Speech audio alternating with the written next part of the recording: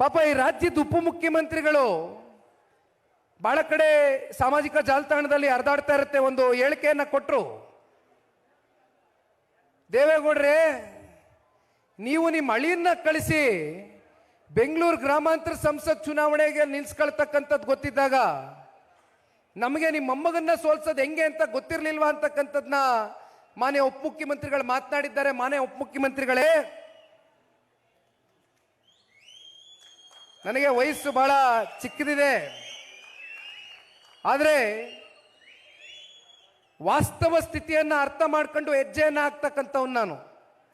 ಯಾವುದೋ ಉತ್ಪ್ರೇಕ್ಷೆಗೆ ಒಳಗಾಗಿ ಯಾವುದೋ ಆಸೆ ಇಟ್ಕೊಂಡು ಆಕಾಂಕ್ಷೆಗಳಿಟ್ಕೊಂಡು ನಾನು ಚುನಾವಣೆಗೆ ನಿಲ್ಲಬೇಕು ಅಂತಕ್ಕಂಥ ನಿರ್ಧಾರ ಮಾಡಿದರೆ ಬಹುಶಃ ಅತ್ಯಂತ ಚಿಕ್ಕ ವಯಸ್ಸಿನಲ್ಲೇ ಶಾಸಕ ಸ್ಥಾನ ನೋಡ್ತಾ ಇದ್ದ ನಿಖಿಲ್ ಕುಮಾರಸ್ವಾಮಿ. ನಾನು ಯಾವತ್ತೂ ಕೂಡ ರಾಜಕಾರಣದಲ್ಲಿ ಯಾವ ಅಧಿಕಾರವನ್ನು ಬಯಸಿ ಯಾವ ಅಪೇಕ್ಷೆಗಳನ್ನ ಇಟ್ಕೊಂಡು ಬಂದಿರತಕ್ಕಂಥವನಲ್ಲ. ಯಾವ ರೀತಿ ಕುಮಾರಣ್ಣ ಅವರು ಚಲನಚಿತ್ರ ಡಿಸ್ಟ್ರಿಬ್ಯೂಟರ್ ಆಗಿ ನಿರ್ಮಾಪಕರಾಗಿ ಅವರ ಜೀವನ ವೃತ್ತಿಯನ್ನು ಪ್ರಾರಂಭ ಮಾಡಿದ್ರು, ಅದೇ ರೀತಿ ನಾನೊಬ್ಬ ನಟನಾಗಿ ಚಲನಚಿತ್ರ ನಮ್ಮ ಕನ್ನಡದ ಹೆಮ್ಮೆಯ ಇಂಡಸ್ಟ್ರಿಯಲ್ಲೇ ಪಾದಾರ್ಪಣೆ ಮಾಡಿ ನನ್ನ ಪಾಡಿಗೆ ನನ್ನ ವೃತ್ತಿ ಜೀವನ ಮಾಡ್ತಾ ಇದ್ದಂಥವನು. ಹಾಗಾಗಿ ನಿಮಗನ್ಸಿರ್ಬೋದು ಚುನಾವಣೆಯಲ್ಲಿ ದುಡುಕಿ ನಿರ್ಧಾರ ತಗೋಬಿಟ್ರು ದೇವೇಗೌಡರ ಕುಟುಂಬ, ಅವ್ರ ಮೊಮ್ಮಗನ್ನ ನಾನು ತೀರಿಸ್ಬಿಟ್ಟೆ ಅಂತ. ನಾನು ನಿರ್ಧಾರವನ್ನು ತೆಗೆದುಕೊಂಡಿದ್ದು ತಾಲೂಕಿನ ಮುಖಂಡರು ಕಾರ್ಯಕರ್ತರುಗಳ ನೋವಿಗೆ ಅಂತಿಮವಾಗಿ ಯಾರಾದರೂ ಒಬ್ಬರು ತಲೆದಂಡ ಆಗಬೇಕಾಗಿತ್ತು, ತಲೆ ಕೊಡಬೇಕಾಗಿತ್ತು. ಚುನಾವಣೆಯ ಗೆಲುವು ಸೋಲು ನಿಮ್ಮ ಕುಟುಂಬ ನೋಡಿದೆ, ದಯವಿಟ್ಟು ನಮ್ಮನ್ನ ಬೀದಿ ಪಾಲು ಮಾಡಬೇಡಿ ಅಂತ ಬಂದು ಕಾರ್ಯಕರ್ತರು ನಮ್ಮ ಎದೆ ಮೇಲೆ ನಿಂತ ಸಂದರ್ಭದಲ್ಲಿ ಅವರಿಗೋಸ್ಕರ ಶರಣಾಗಿ ನನ್ನ ಚುನಾವಣೆ ನಿಂತೆ ಹೊರತುಪಡಿಸಿ ಉಪಮುಖ್ಯಮಂತ್ರಿಗಳೇ ನಿಮ್ಮ ಬೆನ್ನು ನೀವು ತಟ್ಕೋಬಹುದು, ತಟ್ಕೊಳ್ಳಿ, ಟೈಮ್ ಬರ್ತದೆ. ಜನತಾದಳ ಪಕ್ಷದ ಕಾರ್ಯಕರ್ತರು ಪಾಪ ವಿಧಾನಸೌಧದ ಒಳಗಡೆ ಮಾನ್ಯ ಮುಖ್ಯಮಂತ್ರಿಗಳ ಆದಿಯಾಗಿ ಮೊನ್ನೆ ನಡೆದಂಥ ಸದನದಲ್ಲಿ ರಾಜ್ಯದ ಸಮಗ್ರ ಅಭಿವೃದ್ಧಿಯ ದೃಷ್ಟಿಯಿಂದ ಚರ್ಚೆ ಆಗಬೇಕಾಗಿರ್ತಕ್ಕಂಥದ್ದು ಸದನ, ಅದೊಂದು ಪುಣ್ಯ ಸ್ಥಳ. ಅದನ್ನು ಹೊರತುಪಡಿಸಿ ಜನತಾದಳ ಪಕ್ಷ 2 ಸೀಟ್ಗೆ ಕುಸ್ತೋಯ್ತದೆ. ಮತ್ತೊಬ್ಬರು ಮಹಾನುಭಾವರು ಅದಕ್ಕೆ ಪುಷ್ಟಿ ಕೊಡುವಂತೆ ಉಪಮುಖ್ಯಮಂತ್ರಿಗಳು ಇಲ್ಲ ಇಲ್ಲ ಜನತಾದಳ ಪಕ್ಷ ಅವರು ಮತ್ತೊಂದು ರಾಷ್ಟ್ರೀಯ ಪಕ್ಷದ ಜೊತೆಗೆ ವಿಲೀನ ಮಾಡಿಬಿಡ್ತಾರೆ ಅಂತ ಅಪಹಾಸ್ಯ ಮಾಡಿದ್ರಿ. ಒಂದು ಪ್ರಶ್ನೆ ಕೇಳ್ತೀನಿ ಮಾನ್ಯ ಸಿದ್ದರಾಮಣ್ಣ ಅವರೇ, ಮಾನ್ಯ DK ಶಿವಕುಮಾರ್ ಅವರಿಗೆ, ನಿಮಗೆ ನಿಜಕ್ಕೂ ಕೂಡ ಇಷ್ಟು ವರ್ಷ ನೀವು ರಾಜಕಾರಣ ಮಾಡ್ಕೊಂಬಂದಿರಿ, ಬಹಳ ಚಿಕ್ಕ ವಯಸ್ಸಿನ ಹುಡುಗ ನಾನು ನಿಮ್ಮ ಮುಂದೆ, ನಿಮ್ಮ ಅನುಭವಕ್ಕಾಗಿರ್ತಕ್ಕಂಥ ವಯಸ್ಸು ನನಗಾಗಿಲ್ಲ, ಆದರೂ ಕೂಡ ಒಂದು ಪ್ರಶ್ನೆ ಮಾಡ್ತೇನೆ. ಇವತ್ತೇನು ನಮ್ಮನ್ನ 2 ಸೀಟ್ಗೆ ಜನತಾದಳ ಪಕ್ಷ ಮುಂದೆ ಇಳಿಯುತ್ತೆ ಅಂತಕ್ಕಂಥ ಮಾತನ್ನ ಇಟ್ಟಿದ್ದೀರಿ, ನಿಮಗೇನಾದ್ರೂ ತಾಕತ್ತು ದಮ್ಮು ಶಕ್ತಿ ಅನ್ನೋದ್ರ ಬಗ್ಗೆ ರಾಮನಗರದಲ್ಲಿ ನಿಂತ್ಕೊಂಡೆ ಭಾಷಣ ಮಾಡ್ತೀರಿ? ಆ 3 ಪದಗಳನ್ನ ನಾನು ಹೇಳ್ತಾ ಇಲ್ಲ, ನೀವು ಚರ್ಚೆ ಮಾಡಿದ್ದು ನಮ್ಮ ಜಿಲ್ಲೆಯಲ್ಲಿ ನಿಂತು. ಆ ತಾಕತ್ತು ದಮ್ಮು ಇವೆಲ್ಲ ಏನಾದರೂ ಸ್ವೀಕಾರ ಮಾಡ್ತಕ್ಕಂಥ ಸವಾಲು ತೆಗೆದುಕೊಳ್ತಕ್ಕಂಥ ಶಕ್ತಿ ನಿಮ್ಮಲ್ಲಿದ್ರೆ ಮುಖ್ಯಮಂತ್ರಿಗಳಿಗೆ ಉಪಮುಖ್ಯಮಂತ್ರಿಗಳಿಗೆ ಇವತ್ತು ಒಬ್ಬ ಜನತಾದಳ ಪಕ್ಷದ ಪ್ರಾದೇಶಿಕ ಪಕ್ಷದ ಒಬ್ಬ ಕಾರ್ಯಕರ್ತನಾಗಿ ಒಂದು ಸವಾಲನ್ನ ಹಾಕ್ತಾನೆ. ಒಂದು ಪ್ರಾದೇಶಿಕ ಪಕ್ಷವನ್ನ ಕಟ್ಟಿ ಕನಿಷ್ಠ ಪಕ್ಷ 1 ಅಲ್ಲ 2 ಸೀಟ್ ನೀವು ತಗೊಳ್ಳಿ, ಆಮೇಲೆ ನಾವು ಉತ್ತರ ಕೊಡ್ತೇವೆ. ನಿಮ್ಗೆ ಯಾಕೆ ಜನತಾದಳ ಪಕ್ಷದ ಕಾರ್ಯಕರ್ತರ ಮೇಲೆ ಅಷ್ಟೊಂದು ಚಿಂತೆ? ಪಾಪ ನಿಂತಲ್ಲಿ ಓದಲ್ಲಿ ಬಂದಲ್ಲಿ ಅದೆಲ್ಲ ಮಂಡ್ಯದಲ್ಲಿ ನಿಂತ್ಕೊಂಡು ಹೇಳ್ತೀರಿ, ಮದ್ದೂರಲ್ಲಿ ನಿಂತ್ಕೊಂಡು ಭಾಷಣ ಮಾಡ್ತೀರಿ. ಬಂದ್ಬಿಡಿ ಜನತಾದಳ ಪಕ್ಷದ ಕಾರ್ಯಕರ್ತರು, ನಿಮಗೆ ಭವಿಷ್ಯ ಎಲ್ಲ ಬಂದ್ಬಿಡಿ ಅಂತೀರಿ.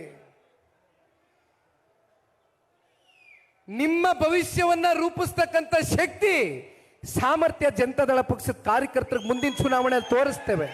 ದಯವಿಟ್ಟು ಸ್ವಲ್ಪ ಸಹನೆಯಿಂದ ವರ್ತನೆ ಮಾಡಿ. ಇವತ್ತು ಬೆಂಗಳೂರು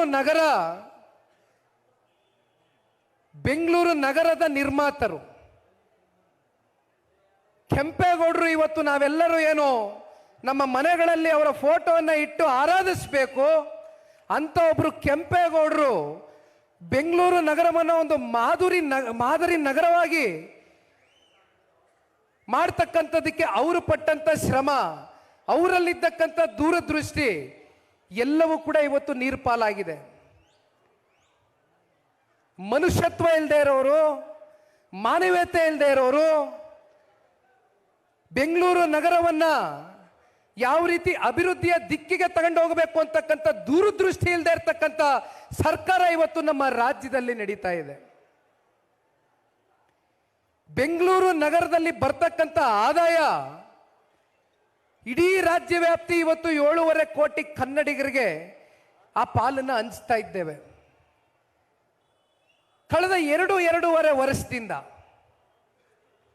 ಉಸಿರಾಡೋ ಗಾಳಿಗೆ ಒಂದನ್ನ ಹೊರತುಪಡಿಸಿ ಪ್ರತಿ ಹಂತದಲ್ಲೂ ಕೂಡ ನಮ್ಮ ಮೇಲೆ ತೆರಿಗೆಯನ್ನ ನೀವು ಏರ್ತಕ್ಕಂಥ ಕೆಲಸ ಮಾಡ್ಕೊಂಡು ಬರ್ತಾನೆ ಇದ್ದೀರಿ. ಒಂದು ಪ್ರಾಪರ್ಟಿ ಟ್ಯಾಕ್ಸ್ ಜಾಸ್ತಿ ಮಾಡ್ತೀರಾ, ಸಬ್ ರಿಜಿಸ್ಟರ್ ವ್ಯಾಲ್ಯೂ ಜಾಸ್ತಿ ಮಾಡ್ತೀರಾ, ಕಸದ ಮೇಲೆ ಸೆಸ್ ಅನ್ನ ಹಾಕ್ತೀರಾ. ಇವತ್ತು ನೀವು ಹಾಲು ಮತ್ತೊಂದು ಇನ್ನೊಂದು ಸಾಮಗ್ರಿಗಳು ಪ್ರತಿನಿತ್ಯ ಬಳಕೆ ಮಾಡ್ತಕ್ಕಂಥ ಮನೆ ವಸ್ತುಗಳ ಮೇಲೆ ಟ್ಯಾಕ್ಸ್ ಅನ್ನ ಜಾಸ್ತಿ ಮಾಡ್ತೀರಾ. ಈಗ ಅದೆಂತದೋ ಹೊಸದಾಗೆ ಬಿ ಖಾತೆ ಇರೋರೆಲ್ಲ ಎ ಖಾತೆ ಮಾಡ್ಕೊಂಡ್ಬಿಡ್ಬೇಕಂತೆ, ರೆಗ್ಯುಲರೈಸೇಷನ್ ಮಾಡ್ಕೊಂಡ್ಬಿಡ್ಬೇಕಂತೆ. 25 ಲಕ್ಷಕ್ಕಿಂತ ಹೆಚ್ಚು ಮನೆಗಳಿದೆ ಬೆಂಗಳೂರು ನಗರದಲ್ಲಿ. ನಿಮ್ಮ ಬಿ ಖಾತೆಯಿಂದ ಎ ಖಾತೆಗೆ ರೆಗ್ಯುಲರೈಸೇಷನ್ ಮಾಡ್ಕೊಳ್ಳೋದಕ್ಕೆ ಮಧ್ಯಮ ವರ್ಗದವರು, ಬಡ ಕುಟುಂಬದ ಹೊಟ್ಟೆ ಮೇಲೆ ನೀವು ಯಾವ ರೀತಿ ಒಡೆದು ಇವತ್ತು ದುಡ್ಡನ್ನ ವಸೂಲಿ ಮಾಡ್ತಕ್ಕಂಥದಕ್ಕೆ ಮುಂದಾಗಿದ್ದೀರಿ.